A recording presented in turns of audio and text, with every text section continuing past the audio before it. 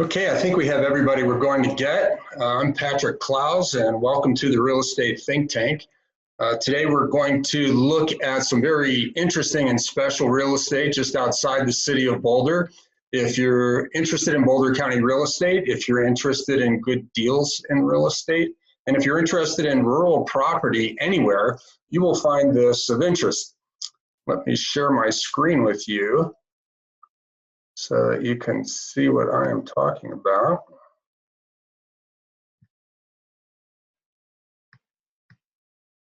There we go. Stalking the wild deals in Boulder County's Fertile Crescent. Well, what's the Fertile Crescent? Why call it the Fertile Crescent? You probably didn't even know Boulder County had a Fertile Crescent. Well, it does. Why the Fertile Crescent? Because Mesopotamia, that's why. Between the rivers, there are 5 creeks that flow together. Ultimately, they come together and join the Platte and flow out to the Missouri. But as they just come out of the foothills, they are sources of irrigation water. And so it's the Fertile Crescent because it is very fertile, and the fertility comes from all that water. It gets diverted from these 5 creeks and is used to water all sorts of crops and trees and gardens and so forth. It's also Mesopolitica, which means between the cities, but nobody talks like that. But these are not the cities, not the towns. So it's between Boulder and the surrounding communities. It looks something like this. That's the Fertile Crescent. That's what we're talking about. What's so special about that? Well, that real estate's not like the mountains. It's certainly not like the cities and towns. And it's also not like the rural property farther east where the water is more consolidated into just a few tributaries to the Platte, and the ground is much more level. So it's much more dry, many fewer trees, and just a completely different feel to it. What are the lifestyle advantages of the Fertile Crescent? There's a trend towards urbanization. People want to live closer together in many cases, but that's not everybody. And for those who find it appealing, in the Fertile Crescent, outside the city, we find less traffic, less noise, less pollution, less crime. There's a crime map of Boulder County. That's something interesting to look at in your spare time. There's more space. You have more privacy. You're at a lower elevation if you have health issues. A reason why, if you're considering living outside the city, you might rather live in the Fertile Crescent than live in the mountains. A better commute? Maybe, depends on where you commute to. If you're commuting to any place outside the city, saving that 10 or 15 minutes that you have to battle your way through Boulder traffic to get there can make a difference. You're closer to nature. There's more natural beauty. There's more wild animals, birds, stars at night. So I have owned 5 properties, my wife and I, in the Fertile Crescent. We own 3 of them now, and we really find it a wonderful lifestyle. Not to besmirch our fair city of Boulder or any of the surrounding towns, but for the right person, this is really a great place to live. There's some financial advantages as well. No water bill. Your water comes from a well. It just costs the electricity to run the pump, change the filter once in a while. There's no sewer bill. You have a septic system.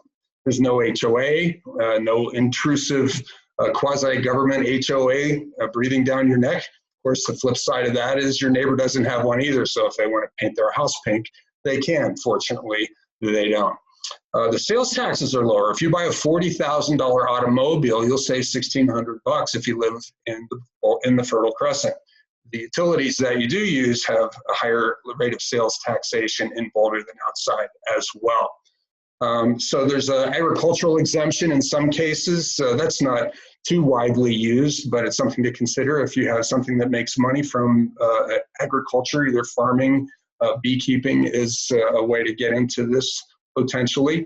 If you have a home-based business, you have more room for it, and you have greater ability for storage, so you don't have to go find a storage unit someplace. Check this out. The price per square foot in the Fertile Crescent in Boulder is 60% higher than in the Fertile Crescent. And this has remained true over time. And the lots in the Fertile Crescent are much larger on average than are the lots in the city of Boulder. So it really is a great deal. We even do this in our advertising. Uh, we did this comparison. These are two listings of ours. The one on the right was already sold, so don't let yourself think that we were throwing our client under the bus by spinning this advertisement in favor of the left-hand property. But it just gives you a good point of comparison. The house on the left is single family. It's on over an acre, and it's twice as big as the 3-bedroom condo on the right, and yet the condo on the right sold in just a few days, and the house on the left is still available. If you are a buyer looking in the Fertile Crescent, this is one of the reasons why sometimes people shy away from the Fertile Crescent. It's because of a lack of knowledge. They don't know much about wells or about septic systems or about easements or irrigation water or the things that impact the value of property outside the city.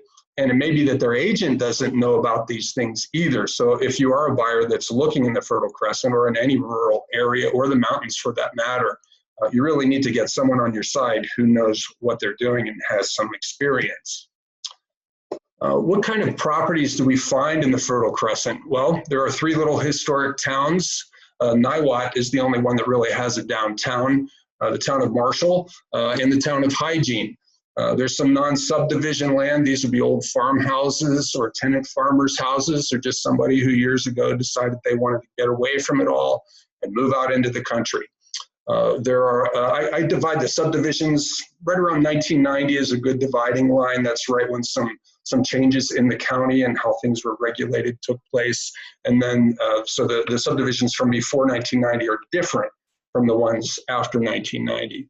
There are also some luxury estate subdivisions. So whatever your economic capacity is, if you have a love of the outdoors and you want to live closer to nature, I invite you to consider property in the Fertile Crescent.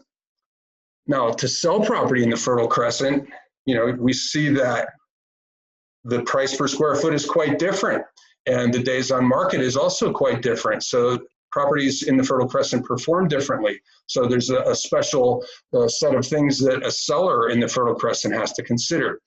He has to be aware that the consumer might not be aware of some of the functional aspects of this property. So we have to demystify those for buyers and make them accessible and attractive to them. And again, the agents sometimes, if they're city folk, they don't know about rural property and can't explain or effectively guide their clients in purchasing it. So we have to engage in some innovative marketing. You're being victimized by some of that right at this moment. In fact, we have to look at the buyer profiles. Who are the people that are likely to buy this sort of property and target our marketing towards them? And as always, we have to do great staging and professional visuals to present to the consumers. So what's hot in the Fertile Crescent? Here's an example. These people more than doubled their money in 4 years. Bought in 2015 for $665,000, and then sold just 4 years later for more than double that amount. Now, they did some things to the property, that is true, but they didn't do any $700,000 worth of work to the property. They did well. And that's a mid-century remodel on 2/3 of an acre, and they sold it in 7 days. In contrast, we have this 8,000 square foot monster, and they bought it in 2008 for $1.457 million, and they still can't sell it today for 1.5. So after their expenses come out of there, they're actually going to lose money having held this property in an up market for over 10 years. So you do have to be careful what you buy, and you have to think about the resale when you buy, because one day you're going to have to sell it. Today's market in the Fertile Crescent, there's a 4-month supply of inventory. 4 months of inventory in general is the beginning of a balanced market. 4 or 5 months of inventory is a balanced market that favors neither buyer nor seller. In most of the towns around here in Boulder County, it's still a seller's market. Not as strong as it was a year ago, but still a seller's market. In the Fertile Crescent, it's starting to shift towards the balancing point, and buyers are getting an average discount of 4% off of the list price.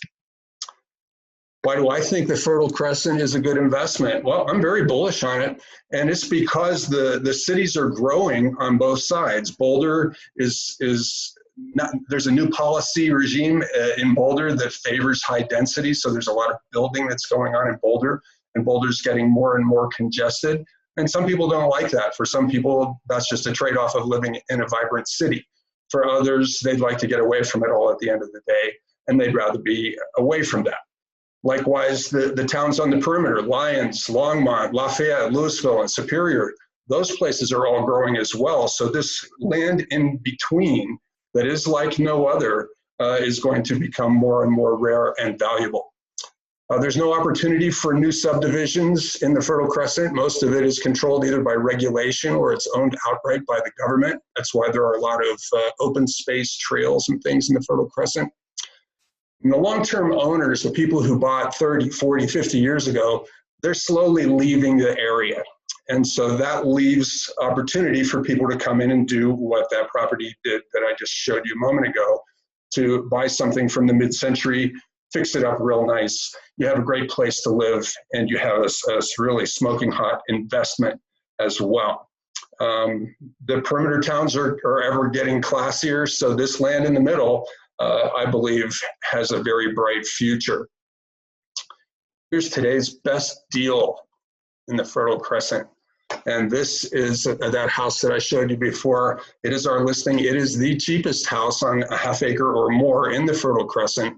It's listed at $749,000, and I hope you'll call me about that.